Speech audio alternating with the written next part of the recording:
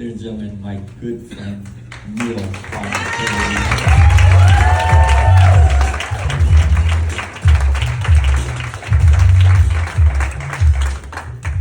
Thank you guys. I hope you are having a remarkable time at the Dental Festival. I love that word remarkable. It just leaves something in the air. Today, like Gervais said, I want to talk about algorithms. And I'll spare you all the mathematical details behind what an algorithm is, because I honestly don't know them all. But I know that if you like a bunch of cat videos on Facebook, they're gonna keep sending you cat videos. Well, the thing is this, your brain has an algorithm as well. You see, the brain is a muscle. It has muscle memory. It'll throw at you the thoughts and ideas that it's used to throwing at you. But like any muscle, you can change the memory. If I go in the gym and I grab a 50-pound dumbbell and I lift it about 4 times, that might be all I can do, 3 or 4.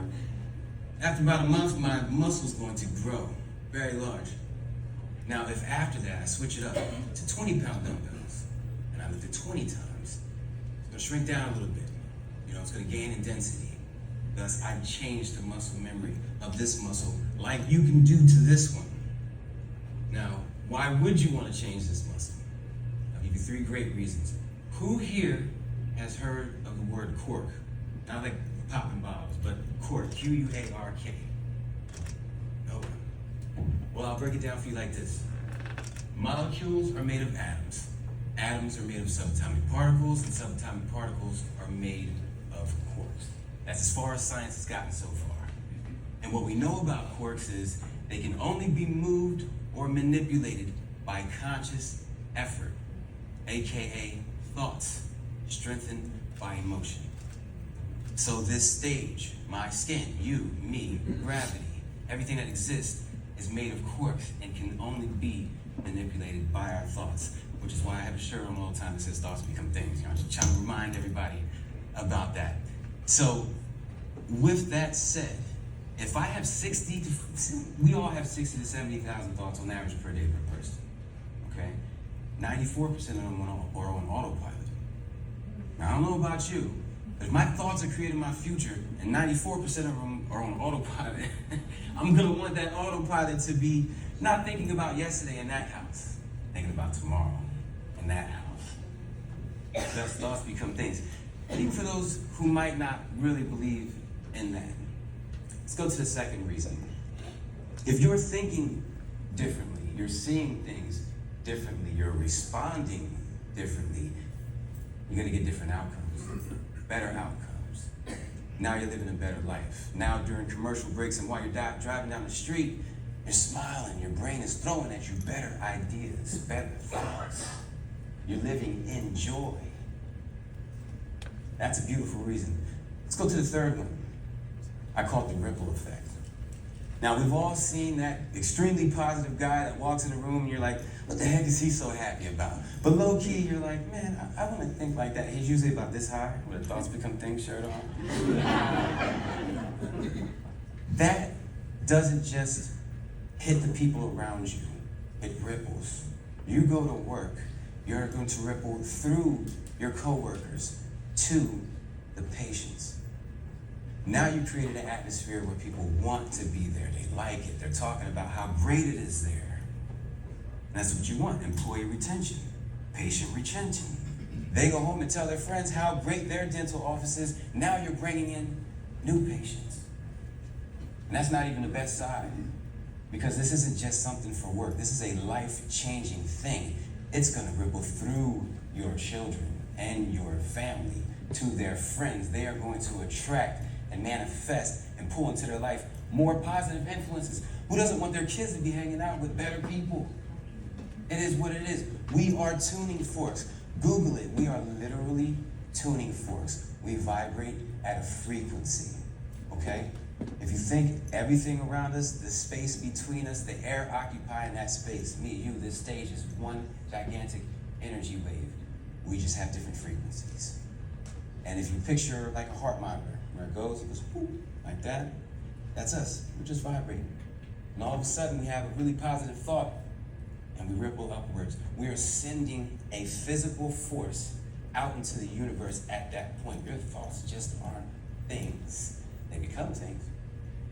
But they are shaping your future. They are real. You need to monitor them. You need to stay on top of them. You need to show your kids and your family that you're staying on top of them, so they want to stay on top of theirs too. You have to. Now, it does take a lot of work. I've tried several times to squeeze everything I've learned over the last 16 years into a 4-hour segment, and I haven't been able to do it. So it is a lot of ins and outs. It is a lot of practice. It's a lot of fine-tuning, but it yields the greatest reward, which is the ability to create your future. It's the hardest thing a man can do, is control his thoughts. But in the spirit of balance, it gives you the greatest thing you could have, which is the ability to create your future. And if you're sitting here thinking to yourself, oh man, I can control my thoughts, I'm good at it. Think about the last time your grandma or grandpa was in a hospital, and the hospital bed's beeping. You don't know if they're gonna make it out this time. You're trying to stay positive, and what keeps coming up? The what ifs, the what ifs, the what ifs. The brain is a tricky thing, but we can't get a hold of it, we can't control it, and we can have it work in our favor. Now, let me give you a little bit of background about me. Have you ever seen Boys in the Hood? Who's seen Boys in the Hood? Menace to Society, all those crime, drug-related movies and stuff like that. The thing about those movies is they take place in cities like Chicago and Compton and New York, and I don't know if you know that, but those aren't even the top 5. They never make the top 5 most dangerous cities in America, never. Where I was born was number 1 most dangerous city in America. At least 6 out of the 8 years that I was a police officer. That town took my sister. That town took every single friend I graduated high school with. Everyone around me said I wouldn't live till I was 21. Everything around me showed me I wasn't gonna live till I was 21. Mom left when I was 8. She popped up at my high school graduation. Guess she thought it would be a good surprise. Guess I'm like, where you been at for the last 10 birthdays, 10 Christmases, 10 New Years? Not a phone call. My dad worked 3 to 1, so by the time I got home from school, he was at work. By the time he got home from work, I was asleep. So I pretty much raised myself through this whole situation. And still, I was able to accomplish a lot. You know, I was ranked in the nation at 11 years old in karate. I have 3 football championships. Retired when I was 28, with 3 Super Bowl rings. I fly helicopters and airplanes. I didn't play football, I coached. I did play football, just not in the NFL. But all of that is a result of me getting this under control. And that's what I need for you guys to do. I need for you to work at it. I need for you to work hard every day. This isn't like a black belt where you get it and it's yours forever. This is more like jogging. You know, you gotta work at it, and when you stop, you're not gonna be good at it anymore. It's a daily practice. It's every day for the rest of your life. But it's so worth it. It's so worth it.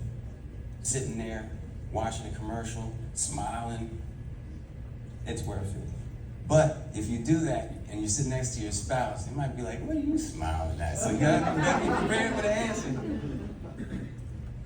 So like I said, over 4 hours worth of material. Obviously, I can't fit it in this 10 minutes, but I do want to leave you guys with a little bit of something. What I like to do every day by shifting this brain muscle is I like to get present, and I like to rub my fingers together and really feel this moment where I am in this stage. And at that moment, even if just for a second or so, you've completely disassociated yourself from anything else going on.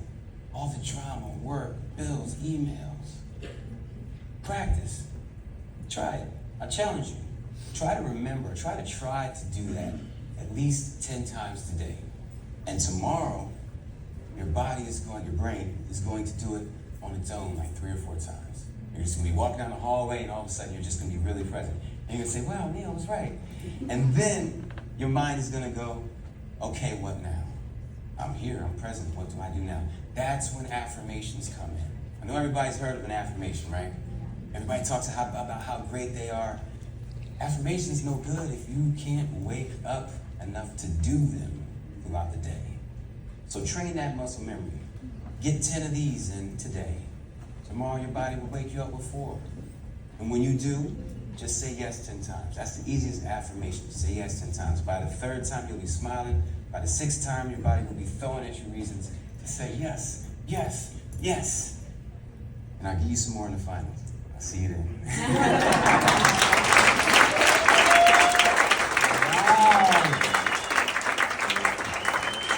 What a beautiful message, man. Thank you so much. Definitely. And you know what?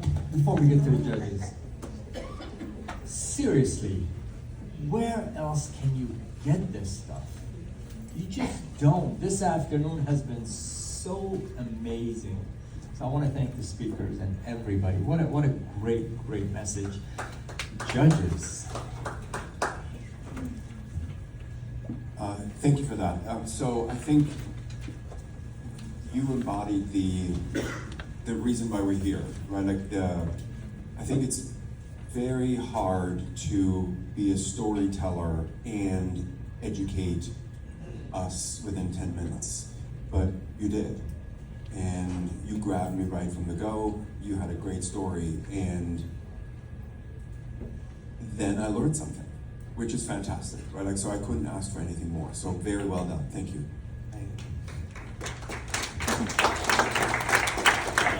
Perfect. I mean, you hit it right on the head. You went from algorithms and subatomic particles to pulling at heartstrings, right? And you did it all very comfortably. And then you left us inspired at the end. So fantastic job. I wrote down comfortable as well. Your stage presence, you're very relaxed, you're very calm, you make wonderful eye contact. And then even at the end, you gave great actionable steps for people to do as they leave this room. And then you weaved humor throughout all of it. So great job. Thank you. All right.